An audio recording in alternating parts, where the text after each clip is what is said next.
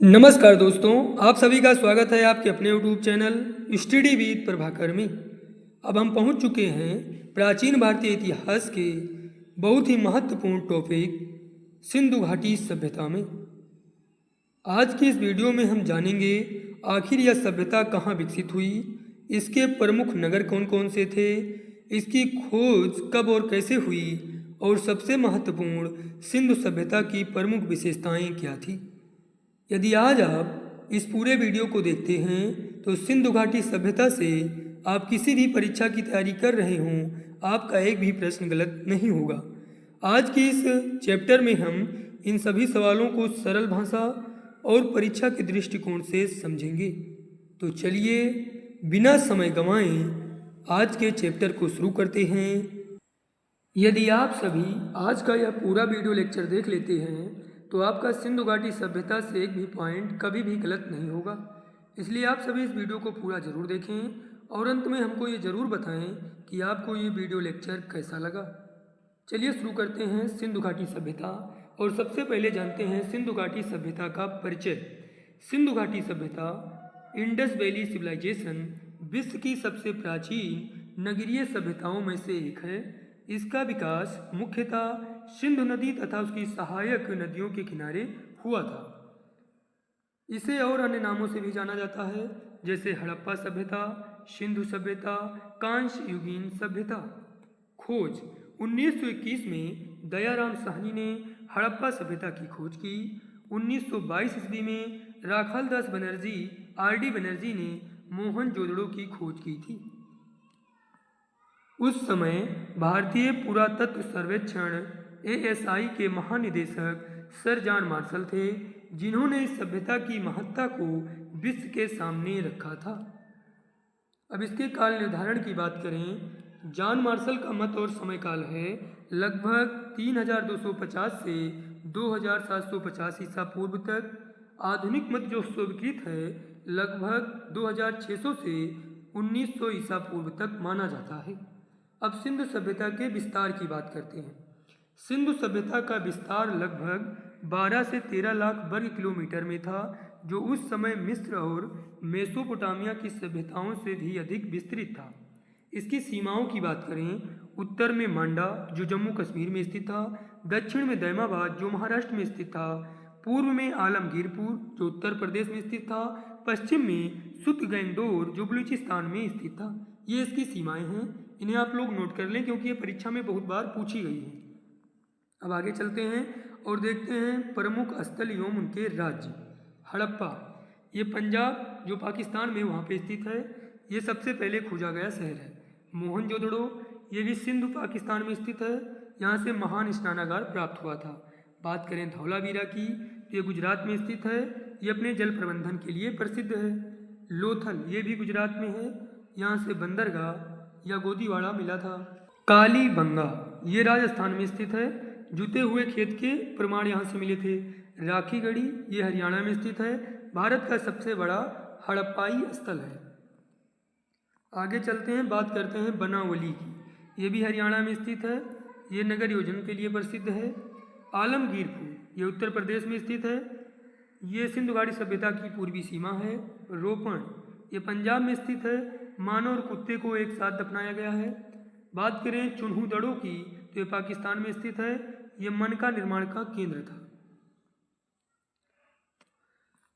हड़प्पा सभ्यता की विशेषताओं की बात करें तो सुव्यवस्थित नगर योजना थी इनके पास, पक्की ईंटों के उपयोग हुए थे यहाँ पे, चौड़ी एवं सीधी सड़कें थी, विकसित जल निकासी व्यवस्था थी, सार्वजनिक स्नानागार था, अनाज के भंडार बने हुए थे, व्यापार एवं उद्योग का विकास हुआ था, कांस्य धातु का व्यापक उपयोग हुआ था, लेखन कला का ज्ञान, लिपि थी लेकिन अभी तक पढ़ी नहीं गई है।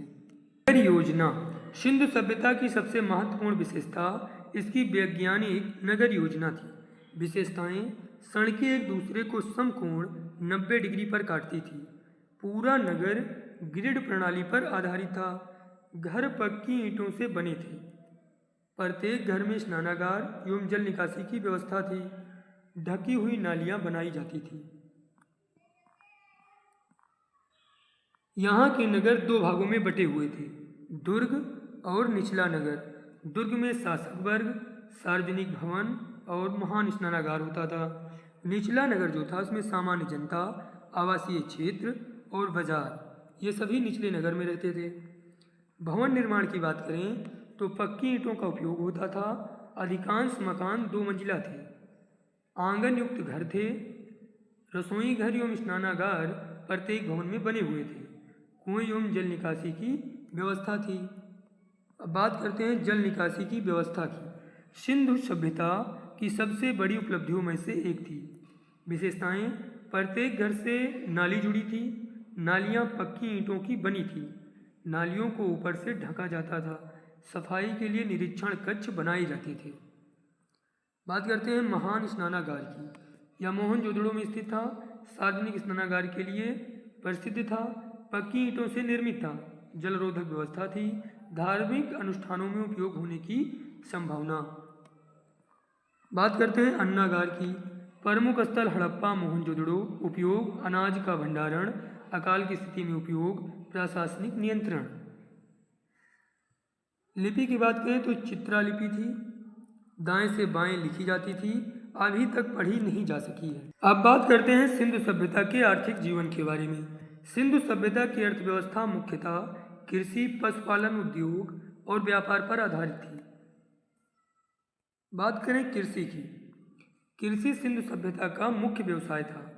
प्रमुख फसलें थी गेहूं, जौ, चावल, लोथल एवं रंगपुर से प्रमाण मिले हैं इसके। कपास, विश्व में सर्वप्रथम कपास के उपयोग का प्रमाण मिला है। तिल, मटर, सरसों, खजूर, ये इनकी प्रमुख फसलें थी। कृषि की विशेषताओं की बात करें, बाढ़ के बाद उपजाऊ भूमि पर खेती होती थी। बैलों द्वारा हल चलाया जाता था। कालीबंगा से जुते हुए खेत के प्रमाण मिले हैं। अनाज भंडारण के लिए विशाल अन्नागार बनाए गए थे। पशुपालन: सिंधु सभ्यता के लोग अनेक पशु पालते थे। प्रमुख पालतू पशु थे गाय, बैल, भैंस, भेड़, बकरी, कुत्ता, ऊंट और हाथी। महत्वपूर्ण तथ्य: घोड़े के प्रमाण बहुत कम मिलते हैं। सुरकोटदा से संभावित प्रमाण मिला है। बैल का आर्थिक एवं धार्मिक महत्व था। अब आगे चलते हैं और बात करते हैं उद्योग एवं शिल्प की। सिंधु सभ्यता में अनेक प्रकार के उद्योग विकसित थे। प्रमुख उद्योग: मन का निर्माण, मिट्टी के बर्तन, धातु उद्योग, आभूषण निर्माण, वस्त्र उद्योग, शंख उद्योग, हाथी दांत की वस्तुएं, ये इनके प्रमुख उद्योग थे। अब बात करते हैं प्रमुख उद्योग और उनके केंद्र की। चन्हूदड़ो, ये मन का निर्माण के लिए था, इसकी विशेषता थी। लोथल में शंख एवं मन का उद्योग था। धौलावीरा में शिल्प एवं व्यापार उद्योग था। हड़प्पा में धातु एवं मिट्टी के बर्तन बनाए जाते थे। अब बात करते हैं सिंधु सभ्यता के लोगों को कौन कौन सी धातुओं का ज्ञान था। सिंधु सभ्यता के लोगों को निम्न धातुओं का ज्ञान था: तांबा, कांसा, सोना, चांदी, सीसा, टिन। अगर बात करें लोहे की तो लोहे का ज्ञान सिंधु सभ्यता के लोगों को नहीं था। बात करते हैं सिंधु सभ्यता के व्यापार की। व्यापार आंतरिक एवं बाहरी दोनों प्रकार का था। आंतरिक व्यापार: नगरों के बीच वस्तुओं का आदान प्रदान, बैलगाड़ियों द्वारा परिवहन। विदेशी व्यापार की बात करें तो निम्न क्षेत्रों से व्यापार होता था: मेसोपोटामिया से, फारस ईरान से, ओमान से और बहरीन से। अब बात करते हैं कि कौन कौन सी वस्तुएं आयात और निर्यात होती थी। मनके, सूती वस्त्र, आभूषण, शंख की वस्तुएं निर्यात की जाती थी। तांबा, टिन और बहुमूल्य पत्थर, इनको सिंधु सभ्यता के निवासी आयात करते थे। बात करते हैं लोथल का महत्व। लोथल जो है गुजरात में स्थित है। विश्व का प्राचीनतम ज्ञात बंदरगाह है। समुद्री व्यापार का प्रमुख केंद्र था। मन का निर्माण का प्रमुख उद्योग था यहाँ पे। विदेशी व्यापार का मुख्य मार्ग था लोथल। बात करते हैं सिंधु सभ्यता में माप तोल की। सिंधु सभ्यता में मानकीकृत माप तोल प्रणाली थी। पत्थर के बाट थे। दशमलव जैसी व्यवस्थित प्रणाली थी। व्यापार में एक रूपता थी। अब बात करते हैं सामाजिक जीवन की। समाज सुव्यवस्थित एवं संगठित था। सामाजिक वर्ग: व्यापारी, किसान, कारीगर, शिल्पकार और प्रशासक। परिवार की बात करें, संयुक्त परिवार की संभावना। स्त्री एवं पुरुष दोनों आभूषण पहनते थे। वस्त्र एवं आभूषण की बात करें, सूती वस्त्र, ऊनी वस्त्र कुछ क्षेत्रों में पहने जाते थे। आभूषण की बात करें, हार, कंगन, अंगूठी, करधनी और कुंडल, ये इनके आभूषण थे। और निर्माण सामग्री थी सोना, चांदी, तांबा, हाथी दांत, शंख, कीमती पत्थर, इनसे ये आभूषणों का निर्माण करते थे। बात करें सिंधु सभ्यता के भोजन की, तो मुख्य भोजन था गेहूँ, जौ, चावल, दूध, मांस, मछली, फल एवं सब्जियां। बात करें धार्मिक जीवन की, सिंधु सभ्यता के धर्म के बारे में स्पष्ट जानकारी नहीं है, परंतु पुरातात्विक साक्ष्यों से कुछ तथ्य ज्ञात होते हैं। प्रमुख धार्मिक प्रतीक, मातृदेवी, पशुपति की मुहर, पीपल का वृक्ष, बैल, एक सींग वाला पशु और नाग। पशुपति की मुहर, इसकी बात करें, योग मुद्रा में बैठा पुरुष, चारों ओर इसके पशु। कई विद्वान इसे भगवान शिव का प्रारंभिक रूप पशुपति मानते हैं।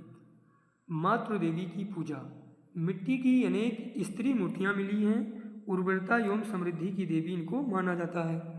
पूजे जाने वाले वृक्षों की बात करें तो उसमें पीपल था, बैल भी पूजनीय था, सांप और अन्य पशु भी पूजनीय थे। सिंधु सभ्यता के लोगों के मनोरंजन की साधनों की बात करें तो पासा खेलना, खिलौने, नृत्य, संगीत और शिकार करना, ये इनके मनोरंजन के साधन थे। प्रसिद्ध मूर्तियों की बात करते हैं। कांस की नर्तकी की मूर्ति, ये मोहनजोदड़ो से प्राप्त हुई थी। ये कांस से निर्मित थी, धातु कला का यह उत्कृष्ट उदाहरण था। उसके बाद बात करते हैं पुजारी और राजा की मूर्ति, ये भी मोहनजोदड़ो से प्राप्त हुई थी। पत्थर की मूर्ति थी, उच्च वर्ग का प्रतीक थी। बात करते हैं प्रमुख मुहरों की। मुहरों पर अंकित पशु, चित्रलिपि, धार्मिक प्रतीक। सबसे अधिक अंकित पशु एक सींग वाला पशु था। अब परीक्षा उपयोगी कुछ तथ्यों की बात कर लेते हैं। विश्व में कपास का प्रथम उपयोग अगर परीक्षा में पूछ ले तो यहाँ सही उत्तर होगा सिंधु घाटी सभ्यता के लोगों। अगर प्रथम बंदरगाह पूछ ले तो लोथल होगा। मनका उद्योग का केंद्र पूछ ले तो चुन्हू दड़ो होगा। जूते हुए खेत का साक्ष्य कहाँ से मिला, ये पूछ ले तो कालीबंगा होगा। कांस की नर्तकी मूर्ति कहाँ मिली, तो ये मोहनजोदड़ो होगा। पुजारी और राजा की मूर्ति कहाँ से मिली, अगर ये पूछ ले तो ये भी मोहनजोदड़ो होगा। पशुपति की मुहर अगर पूछ ले तो ये भी मोहनजोदड़ो होगा। अगर आपसे पूछ ले कि सिंधु सभ्यता के लोगों को लोहे का ज्ञान था कि नहीं, तो आप सीधे आंसर करेंगे कि लोहे का ज्ञान नहीं था। आइए अब आगे चलते हैं। आइए अब हम लोग जानते हैं कि सिंधु सभ्यता की प्रशासनिक व्यवस्था कैसी थी। सिंधु सभ्यता की लिपि अभी तक अपठित है, इसीलिए इसकी प्रशासनिक व्यवस्था के बारे में प्रत्यक्ष जानकारी उपलब्ध नहीं है। फिर भी पुरातात्विक साक्ष्यों के आधार पर निम्न निष्कर्ष निकाले गए हैं। प्रमुख विशेषताएं: सुव्यवस्थित नगर प्रशासन, एक समान ईंटों का प्रयोग, मानकीकरण, मानकीकृत माप एवं तौल, उत्कृष्ट जल निकासी व्यवस्था, संगठित नगर नियोजन, व्यापार पर प्रशासनिक नियंत्रण की संभावना। महत्वपूर्ण तथ्य ये है कि अधिकांश इतिहासकार मानते हैं कि यहाँ एक संगठित प्रशासनिक व्यवस्था थी। अब राजनीतिक व्यवस्था की बात करें, राजनीतिक व्यवस्था के विषय में विद्वानों के अलग अलग मत हैं। कुछ प्रमुख मत: कुछ विद्वान इसे पुरोहित प्रधान शासन मानते हैं, कुछ इसे व्यापारी वर्ग का शासन मानते हैं, कुछ विद्वानों के अनुसार यह संगठित नगर राज्यों का समूह था। किसी भी मत की पुष्टि नहीं हुई है। अब बात करते हैं प्रमुख पुरातात्विक स्थल एवं उनकी विशेषताओं की। हड़प्पा, ये पाकिस्तान में स्थित है। प्रथम खोजा गया शहर 1921 में इसकी खोज हुई और यहाँ से अन्नागार प्राप्त हुआ है। बात करें मोहनजोदड़ो की, तो ये पाकिस्तान में स्थित है। यहाँ से महान स्नानागार, कांस्य नर्तकी की मूर्ति, पुजारी और राजा की मूर्ति प्राप्त हुई है। धौलावीरा की बात करें तो गुजरात में स्थित है। जल संरक्षण प्रणाली, विशाल स्टेडियम और श्राइन बोर्ड यहाँ की प्रमुख विशेषताएं हैं। लोथल की बात करें तो यह गुजरात में स्थित है। प्राचीन बंदरगाह, मनका निर्माण का यह केंद्र है। कालीबंगा की बात करें तो राजस्थान में स्थित है। जुते हुए खेत के साक्ष्य यहाँ से मिले हैं और अग्निकुंड के साक्ष्य मिले हैं। अब बात करते हैं राखी गढ़ी की। यह भी हरियाणा में स्थित है। भारत का सबसे बड़ा हड़प्पाई स्थल है। बनावली की बात करें तो यह भी हरियाणा में है। सुव्यवस्थित नगर योजना के लिए प्रसिद्ध है। रोपण की बात करें तो यह पंजाब में है। मानव एवं कुत्ते का संयुक्त रूप से यहाँ पे दफनाया गया है, इसके लिए प्रसिद्ध है। सुरकोटदा की बात करें तो यह गुजरात में स्थित है। घोड़े के साक्ष्य यहाँ से मिले हैं। चुन्हू दड़ों की बात करें तो यह पाकिस्तान में स्थित है। मनका निर्माण का प्रमुख केंद्र था। धौलावीरा का महत्व। धौलावीरा सिंधु सभ्यता का सबसे विकसित नगरों में से एक था। इसकी प्रमुख विशेषताएं हैं जल संरक्षण की अद्भुत व्यवस्था, बड़े जलाशय, 3 भागों में विभाजित नगर। ये पॉइंट बहुत बार एग्जाम में पूछा गया है कि कौन सा नगर 3 भागों में विभाजित है। इसे आप लोग हाईलाइट करके नोट कर लें। यहाँ पे विशाल साइन बोर्ड के अवशेष मिले हैं। ये यूनेस्को विश्व धरोहर स्थलों में शामिल है। अब बात करते हैं सिंधु सभ्यता की लिपि की विशेषताएं। यह चित्रा लिपि है। लगभग 400 से 450 चिन्ह इसमें हैं। दाएं से बाएं लिखी जाती थी। आज तक यह पढ़ी नहीं जा सकी है। अब बात करते हैं सिंधु सभ्यता के पतन के सिद्धांत। सिंधु सभ्यता के पतन का एक निश्चित कारण अभी तक ज्ञात नहीं है। इतिहासकारों ने कई सिद्धांत दिए हैं।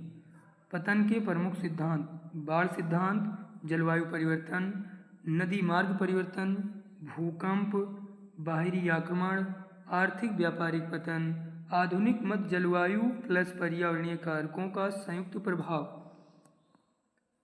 बाढ़ सिद्धांत: बार बार आने वाली बाढ़ से नगर नष्ट हुए। जलवायु परिवर्तन: वर्षा में कमी, नदियों का सूखना, कृषि पर प्रतिकूल प्रभाव।